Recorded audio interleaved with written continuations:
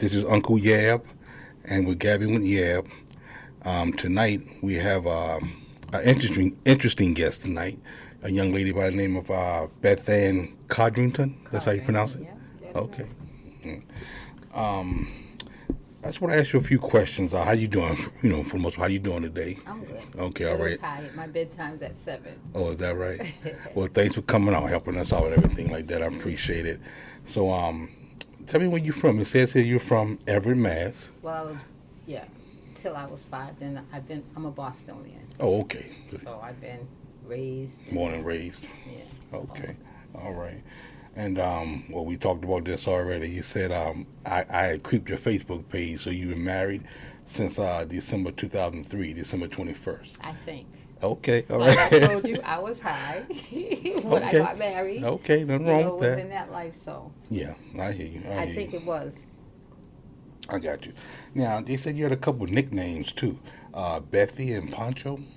Well, Pancho is my mother's nickname for me. Oh, okay. It's just like and Bethy, Beth, people called me all through my life, but when I turned my life around, it became my real name, Beth Ann. Mm-hmm. Nobody called me Beth Ann. Nobody knew my name was Beth Ann. Oh, okay. All right. And I have a favorite quote of yours. Who's my daddy? No, don't say that. What is it? That's it says, Hallelujah, Jesus. Oh, yeah, Hallelujah. So that's your second one. Well, yeah. Who's my daddy? That's okay. my first one. All right. Nothing wrong with that. Because of what he did for me. So okay. That's mine. But Hallelujah, Jesus. No, that's the number one. I get you. Now, can you elaborate more on what your daddy did for you? He delivered me of over 30 years of addiction, heroin, shooting it, cocaine, shooting it, sniffing it, crack, smoking it, drinking alcohol, taking pills. I did it all. Rape, mental illness. Lust, mental illness, all kinds of stuff. For over 30 years, I just did it. I would rob people, not for, $10, $25 right. like that, $50,000. Okay. I would get money like that. And it's tall. I'm pretty tall. I'm 6 feet. Mm-hmm. As big as I was, that's how big my habit was, even bigger. Right. So he delivered me of over 30 years of addiction. Okay. And it's real interesting because a lot of times you don't get to talk to individuals like that, like you and your success stories. Sometimes you see people and you see them out on the corner, so you're not sure what's going on with them. But you don't see too many people that you can meet and say, "Hey, I'm clean. I've been this way for 30 years," and to me that's really great. That's really great. Well, I'm an addict no more. I That's get you. what I get I'm you. an addict no more. I'm not recovering addict, because when you're recovering from something, it can reoccur. Mm-hmm. This right here, I've been delivered of all this. Okay, I get you. I get what you're saying. Yeah, God took this. And nothing wrong with that. Mm-hmm. Now, tell me a little bit about your book. Your book is the Redemption from Crack House to God's House. Now, I like that. I like that slogan. I like that name.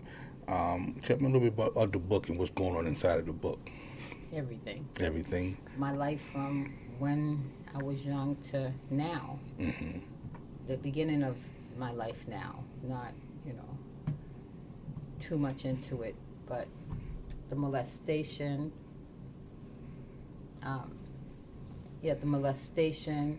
the dysfunctional life of, that I grew up in. Gotcha. With pimps and players and hoes mm-hmm. and that's the way I grew up. That's the life I grew up.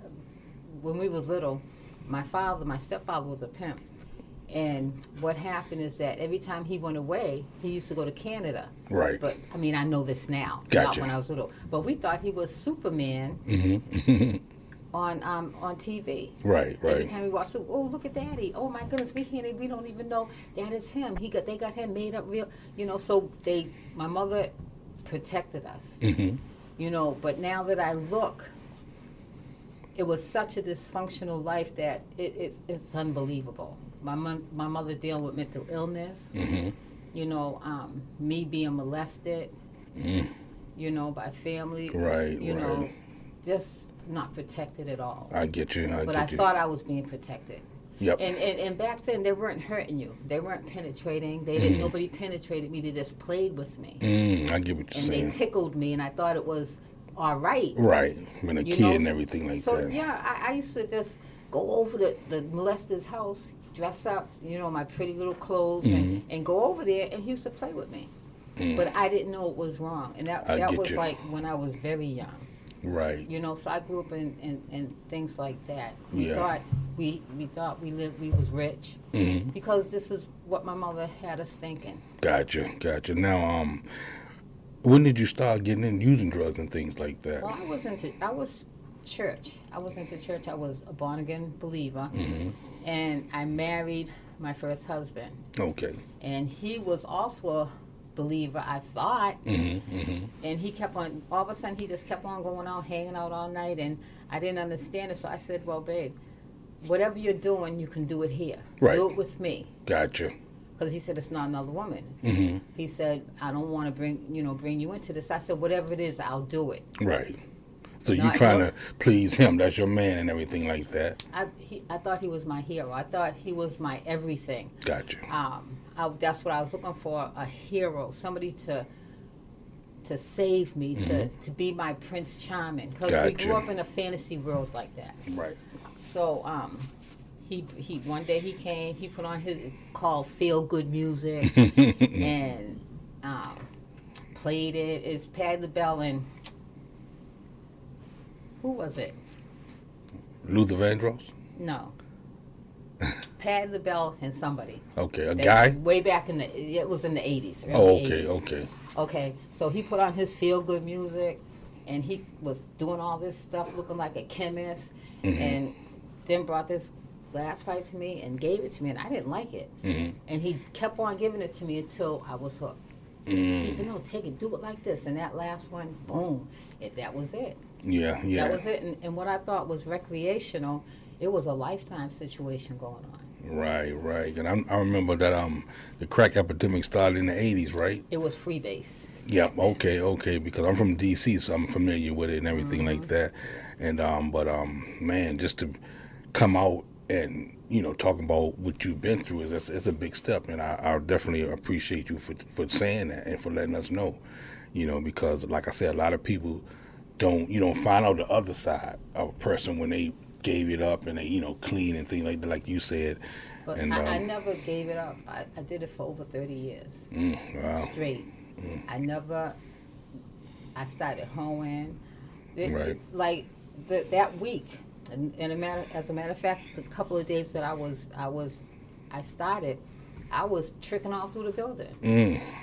It was like my husband was looking for me, and I was upstairs with his friend, smoking crack butt naked. Wow. Yeah. You know what I'm saying? So Yeah. he created a monster. Wow. You're right. He created a monster, and that's what I did. So what did he think about it once he saw the situation and things like that? He didn't know what I was doing. Oh, okay. I never got caught. All right. He was my stepdad's, one of his woman's son. This is a dysfunctional situation coming in. Okay. My mother, my stepdad used to have a fish store, and he worked for them with my brothers, and we set him up. But it turned out to be something else. Oh, okay. My first boyfriend, I liked him, and it didn't, it wasn't supposed to turn out that way. Right. Then I had a son by him, and then we got married. Yeah. But it was one of my stepdad's hoes. Her son. Oh, okay. All right. Wow. That's definitely something different. Yeah. So definitely that's what happened. And so, where my stepdad was a pimp, and he raised my first husband, he was pimping. He called himself pimping. Right. You know what I'm saying? Yep. So I was brought up around that life, so I felt comfortable in that life. Gotcha. So that basically was what all you knew in a sense. That's all I knew. I get you. Slamming Cadillac doors. I hear that. So a couple of things else I want to ask you. Now, as you were doing that, did you Were you and him living together, or you were living by yourself, or was it on and off thing? Well, I Or was. no, I want to ask you one thing too, if you don't mind. Do you have kids? I have one son and Okay. two grandsons. Okay, so did that come before, in between, or after you were doing what you were doing? Well, I had my son when I was 19. Mm-hmm. This, because I was with Terry. Okay. Well, I was with him, Right. and what happened was that uh, when he told me it wasn't his son, it wasn't his baby, Right. and that's why he left. And so I ended up raising my son partly by myself. So I had moved out my mother's house into my own apartment, and that's when he came in my life. Oh, okay. That's when we got together, and he went to church, and it was just a mess. Yeah. Now, when you were out there doing what you were doing, did your family know about it? Did your mom know about it? Your Nobody sisters? know. Nobody knew, huh? Nobody know.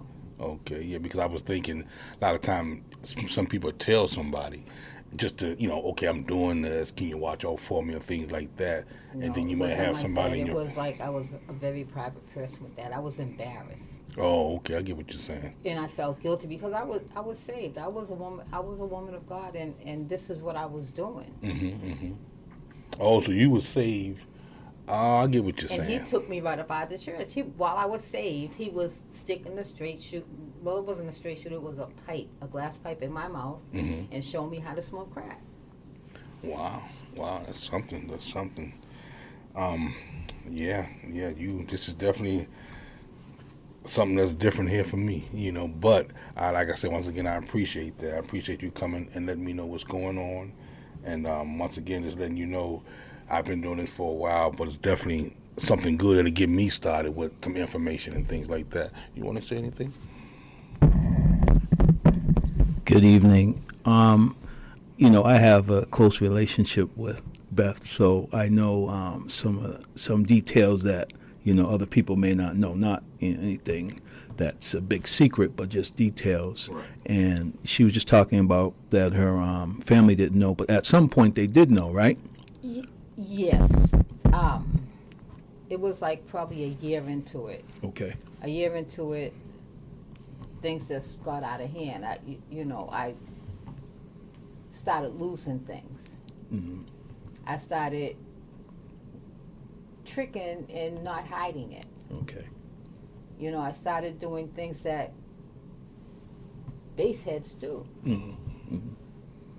So that's how they found out, what are you doing, Pancho? I didn't go to church no more. Yeah. And my mother and I started arguing a lot, or I'll leave my son. Mm-hmm. So things that the drug life brings started showing up in my life. Gotcha. And so I know that it was a more than 30-year battle. Mm-hmm. And then is it just one day you decided to just say no more, or what was it? No, no. What happened was that I moved from the basement apartment that me and my second husband was in, and I got a chance to get away from the drug life. But I brought it to that apartment, but I wasn't in it so heavy. So I started to think more and more, and my family started coming around me, and I started missing my family. And so I went to a baby shower, and my mother's sister was there, and all my family was there, and I told them I'll be to church on Sunday, and I kept that promise. Okay. And that's where things started changing. Yeah. So did it happen instantly? Because a lot of times people talk about, when they give their stories or, their testimonies about how they stopped doing drugs. Some people say, they were walking down the street and God stopped them, or some people say it was instantly. How was it for you? No. February 17th, 2010 is when I accepted the Lord back into my life. I kept smoking crack. Okay. I kept shooting dope. Okay. I couldn't do it on my own. I didn't know how. All I knew how to do is live that drug life. Yes. I didn't know anything. I didn't know what size shoe I wore. I didn't know how to get clothes. I didn't know anything. Right. I didn't know anything. Last time I knew, it was a Zaz. Yes. And everything was new to me. Yes. So what happened is that I just kept on going to church, kept on going to church, and kept on going to church. And so one day I had such a crack hangover that I couldn't make it to the morning service. Yes. So I went to First Ladies Night, and that was on May 29th, 2010. Okay. It was from February to May that I kept on getting high. And so that's when my deliverance came. And I didn't know I was delivered until somebody from the crack house called me and said, Beth, can I get $20? I'm hungry. I'm like, well, I'll bring you food. I'll bring you food on the way to church. I'm not giving you money. And so when I walked in there, when I opened the door, they said, put it down, that's Beth, put it down. She don't do this no more. All the smoke went to my face. Now, when you smoking crack or doing drugs and you get around it, your stomach starts turning, you got to go to the bathroom, you get all anxious and everything. Right. That didn't happen. Okay. I said, Lord, I'm delivered, I'm set free. That's when I knew that I was set free, but that was after May 29th. Okay. So I didn't know. I was just afraid. I'm like, Lord, I don't want to touch it no more. I didn't feel like it, but I didn't want to go around it. Money was a trigger to me. You know, and that was a big trigger. And I didn't realize that I had money all the time. But when I went into that crack house and they blew all that crack smoke and nothing happened, that's when I knew I was delivered.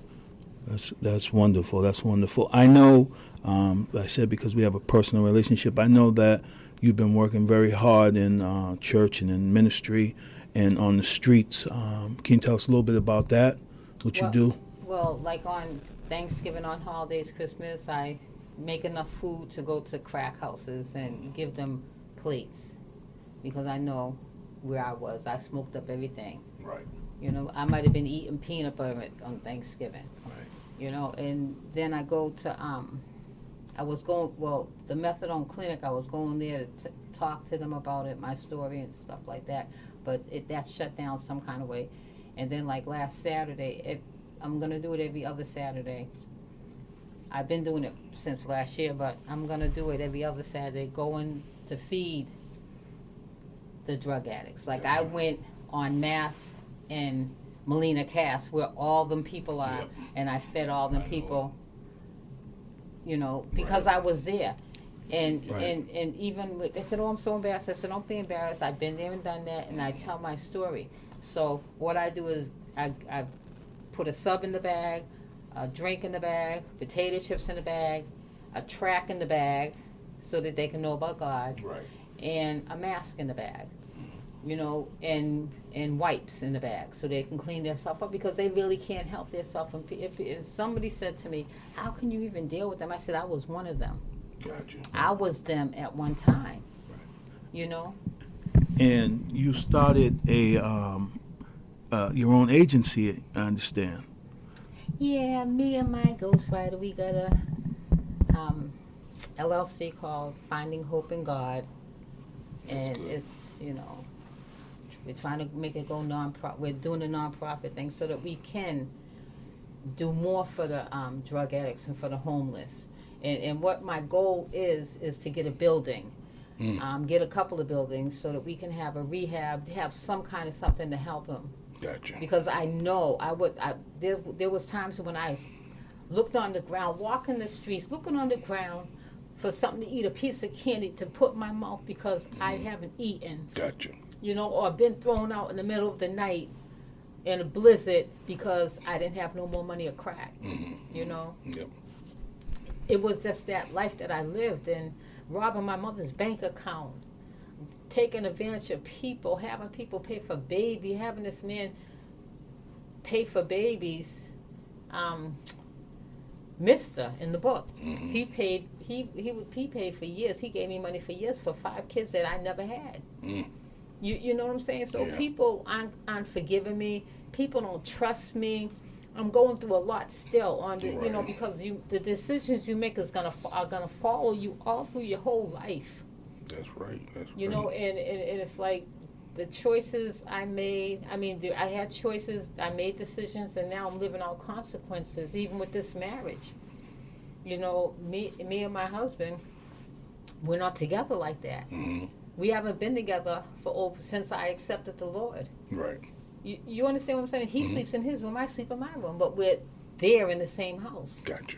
You know, because of the decision I made back then to marry a man because he was taking care of my support, my habit. Right. You know what I'm saying? So it's just a lot going on. So the decisions you make in that life, they're gonna follow you. Yeah, I get you.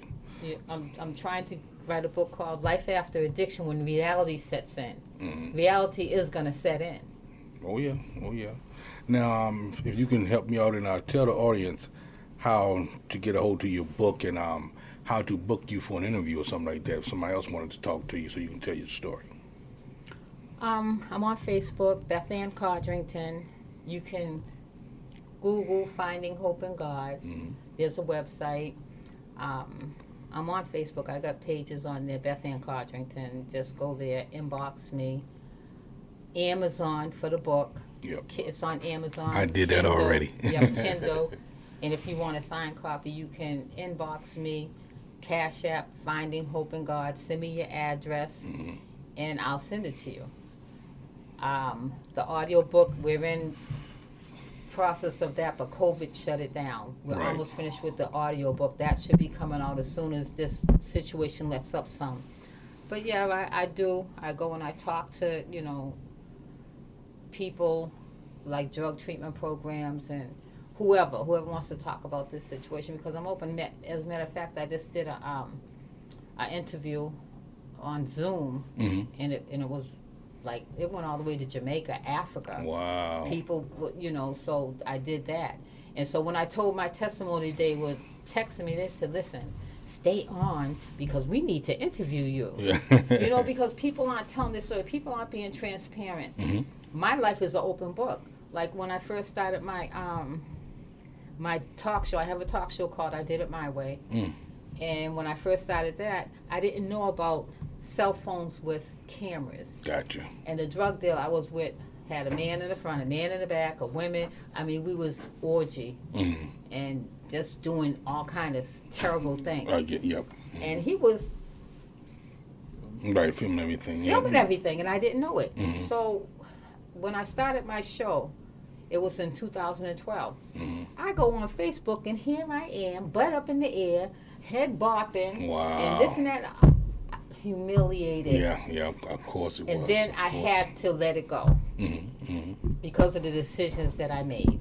I get you. You know what I'm saying? So that it doesn't bother me. Listen, this is an open everything. Mm-hmm. Anything you want to know. I'm not ashamed of it at all. No more. All right, you best believe that I'm gonna read the book front and back. And once again, thank you for coming, thank you for coming out, Beth Ann. Yes, and I appreciate you anytime. telling your story, and it definitely was amazing. And once again, I'm Larry, and I'm doing my podcast. We just getting started, and Rich is my co-host, and we just sometimes looking for stories and better things to do because I'm trying to do something with myself too. This is like a hobby for me, Okay. and I like doing it. So what I really want people to know that there is hope in God. I've been to 15 different drug treatment programs that didn't work Mm-hmm. throughout the over 30 years. But I found hope in God. I lost all hope in God. Although I knew God, I lost all hope. And that stuff, that the addiction had me completely. Anybody that got in my way got it. Right. So I just want people to know that there is hope in God. Amen. Well, we're going to wrap it up, Beth Ann, and I appreciate it. And you're welcome to come on my show anytime. Call me, holler. All and right. I'll be right back. All right. And like I said, that was definitely inspiring. Your story definitely been inspiring. And hopefully this can help you get on the map to other things as well. All right? Okay. Okay. Rich, you want something to say? No, just glad I was here. All right. So we're going to wrap this up. And this is Uncle Yab, and you've been gabbing with Yab. Peace out.